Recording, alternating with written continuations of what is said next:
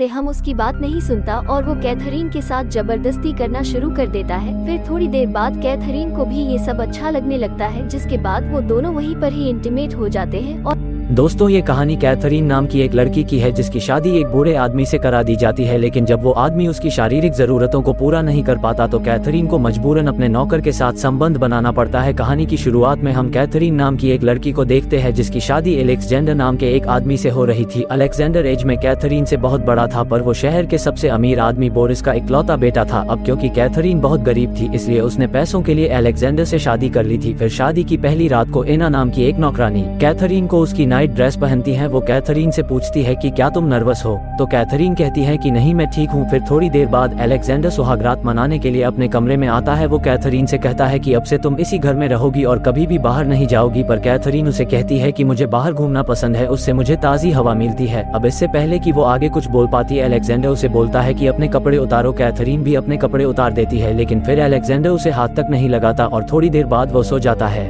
तो अलेक्जेंडर ने उसे घर से बाहर निकलने से मना किया था, इसलिए कैथरीन को उस घर के अंदर ही बंद करके रखा जाता है। वहीं घर की सारी मैड्स कैथरीन का ख्याल रखती थी, पर कैथरीन के लिए वो घर किसी जेल से कम नहीं था। रात को कैथरीन एलेक्स के साथ ही सोती थी, पर एलेक्स उसे कभी भी हाथ नहीं लगाता था। वहीं बोरिस और एलेक्स की आपस में बिल्कुल नहीं बनती थी, इसलिए बोरिस कैथरीन को कहता है कि चाहे कुछ भी हो तुम एलेक्स को बच्चा मत देना। वो उसे ये भी कहता है कि जब तक तुम्हारा पति तुम्हारे पास ना आ जाए तब तक तुम मत सोना। दरअसल एलेक्स रात को बहुत लेट आता था, इसलिए बोरिस ने कैथरीन के कमरे में एक मेड रखी थी ताकि जब भी कैथरीन सोने की कोशिश करे तो वो मेड उसे जगह दे। फिर एक दिन ऐसे ही एलेक्स टली होकर कैथरीन के कमरे में आता है और वो उसे फिर से उसके कपड़े उतारने को कहता है। कैथरीन भी उसकी बात मानकर अपने कपड़े उतार देती है, लेकिन तभी एलेक्स उसे दीवार की तरफ मुंह करने को बोलता है, जिसके बाद वह उसे कुछ देर तक घूरता है और फिर सो जाता है। फिर अगले दिन हम देखते हैं कि एलेक्स और बोरिस अपने अपने बिजनेस के काम के लिए शहर से बाहर चले जाते हैं। अब कैथरीन घर पर बिल्कुल अकेली थी और उसके साथ सिर्फ उसके मेड एना थी। अब कैथरीन को कोई रोकने वाला भी नहीं था, इसलिए वो मौका देखकर घर से बाहर निकल जाती है और वहाँ ताज़ी हवा खाने लगती है। फिर एक दिन कैथरीन को नौकरों के कमरे से कुछ आवाजें सुनाई देती है, तो वो वहाँ जाकर चेक करती है। वहाँ पर वो देखती है कि कुछ आदमी मिलकर एना को परेशान कर रहे थे। वो सभी उसी घर के ही नौकर थे और उन्होंने एना को ऊपर बांधकर लटकाया हुआ था। तभी उसमें से सैम नाम का एक नौकर कहता है कि हम तो बस एना का वजन चेक कर रहे थे। कैथरीन तुरंत उसे एना को वहाँ से उतारने को कहती है,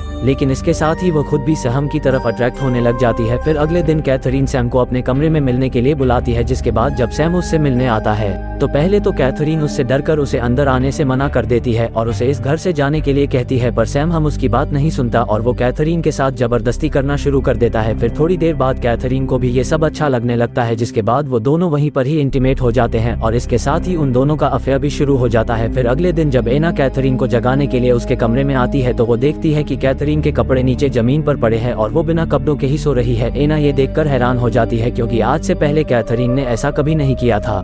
अब एना ये बात चर्च के फादर को बता देती है और फिर अगले दिन फादर कैथरीन के घर पर आकर उसे वार्निंग देने की कोशिश करते हैं, पर कैथरीन वहां से उठकर चली जाती है। अब कैथरीन सैम से रोज मिलने लगती है और वो दोनों दिन रात सिर्फ इंटीमेट होते रहते हैं और ये सब वो दोनों एना के सामने ही करते थे। फिर एक दिन एना कैथरीन को बताती है कि बोरिस लौट आया है और वो अभी खेतों में है, शायद वो शाम तक घर वापस आ जाएगा। फिर शाम को जब बोरिस घर पर आता है तो वो डिनर करते वक्त एना से उसकी फेवरेट शराब मांगता है, पर एना को पता चलता है कि बोरिस के जाने के बाद उसके पीछे से सारी शराब कैथरीन ने ही खत्म कर दी थी। फिर एना बोरिस के पास आती है और उसे कहती है कि आपकी शराब खत्म हो चुकी है। अब ये सुनकर बोरिस बहुत गुस्सा हो जाता है और वो एना को डांटने लगता है और सजा के तौर पर उसे जानवरों की तरह चलने के लिए कहता है। फिर अगले दिन बोरिस को भी कैथरीन के अफेयर के बारे में पता चल जाता है, तो वो सैम को बहुत मारता है और उसे घर के अंदर बंद कर देता है। फिर जब कैथरीन सैम को छोड़ने के लिए कहती है तो बोरिस उसे भी एक थप्पड़ मार देता है। अब इस बात से गुस्सा होकर कैथरीन बोरिस के खाने में जहर मिला देती है और दूसरे कमरे में बैठकर एना के साथ बातें करने लगती है। कैथरीन को पता था कि बोरिस दूसरे कमरे में तड़प रहा है, पर उसे इस बात से कोई फर्क नहीं पड़ता। अब फाइनली बोरिस मर जाता है और कैथरीन ये बात उसके बेटे अलेक्जेंडर को खत लिखकर बता देती है, पर इसके जवाब में अलेक्जेंडर उसे कहता है कि वो बोरिस के अंतिम संस्कार पर नहीं आएगा, इसलिए उसके बिना ही कैथरीन अकेले ही बोरिस का अंतिम संस्कार कर देती है। पर वहाँ पर एना को बोरिस की मौत पर शक हो रहा था, इसलिए कैथरीन और सैम को डर था कि कहीं एना इस बारे में अलेक्जेंडर को न बता दे। फिर एक रात जब कैथरीन और सैम सो रहे थे तो कैथरीन को बाहर से कुछ आवाज सुनाई देती है और अचानक उसकी नींद खुल जाती है। फिर वो खिड़की से बाहर देखती है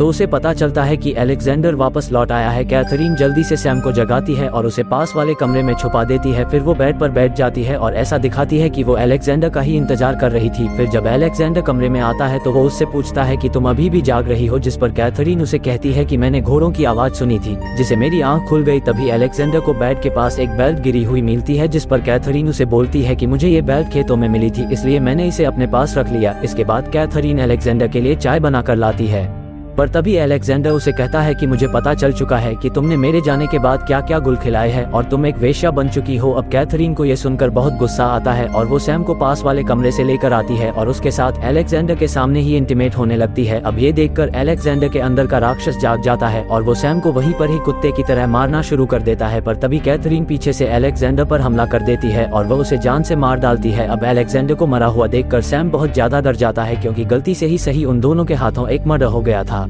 इसके बाद वो दोनों अलेक्जेंडर की बॉडी को खेत में दफना देते हैं और दूसरी तरफ कैथरीन उसके घोड़े को जंगल में ले जाकर मार डालती है, ताकि किसी को भी ये पता न चले कि अलेक्जेंडर कभी इस टाउन में आया भी था। अब इस इंसिडेंट के बाद से सैम बहुत ज्यादा डर गया था और उसकी रातों की नींद उड़ गई थी। वो कैथरीन को कहता है कि जब भी मैं अपनी आंखें बंद करता हूँ तो मुझे सिर्फ अलेक्जेंडर की ही लाश दिखाई देती है, पर इस पर कैथरीन उसे समझाती है कि मैंने ऐसा सिर्फ इसलिए किया ताकि हम दोनों हमेशा साथ रह सकें। अब इसके बाद से सैम और कैथरीन उस घर में ऐसे रहने लगते हैं जैसे कि वो प्रॉपर्टी उनके बाप की हो। फिर एक दिन हम मारिया नाम की एक औरत को देखते हैं जो कि अपने बेटे जॉन के साथ कैथरीन के घर पर आती है। मारिया कैथरीन को बताती है कि जॉन अलेक्जेंडर का बेटा है। दरअसल मेरी बेटी और अलेक्जेंडर का अफेयर चल रहा था, पर जॉन के जन्म के बाद ही मेरी बेटी की डेथ हो गई। अब क्योंकि अलेक्जेंडर भी मर चुका है, इसलिए अभी इस प्रॉपर्टी का मालिक मेरा जॉन ही बनेगा। पर इस पर कैथरीन उसे बोलती है कि मेरा पति मरा नहीं, बस वो लापता है। अब इसके बाद कैथरीन को ना चाहते हुए भी उन दोनों को अपने घर पर रखना पड़ता है, पर इस बात से सैम को बहुत बुरा लगता है और वो उसके घर को छोड़कर वापस नौकरों के साथ रहने उनके कमरे में चला जाता है। दूसरी तरफ जब कैथरीन को पता चलता है कि वो प्रेग्नेंट है तो वो ये बात सैम को बताने जाती है, पर सैम ये बात सुनकर गुस्सा हो जाता है और वो कैथरीन को वहाँ से जाने को कहता है। फिर एक दिन कैथरीन किसी बात से जॉन को डांटने लगती है तो जॉन गुस्सा होकर वहाँ से भाग जाता है। फिर कुछ देर बाद सैम को जॉन एक झरने के पास बैठा हुआ मिलता है तो वो उसे उठाकर वापस घर ले आता है। वो मारिया से कहता है कि जॉन झरने के पास बैठा था और ठंड से मर रहा था,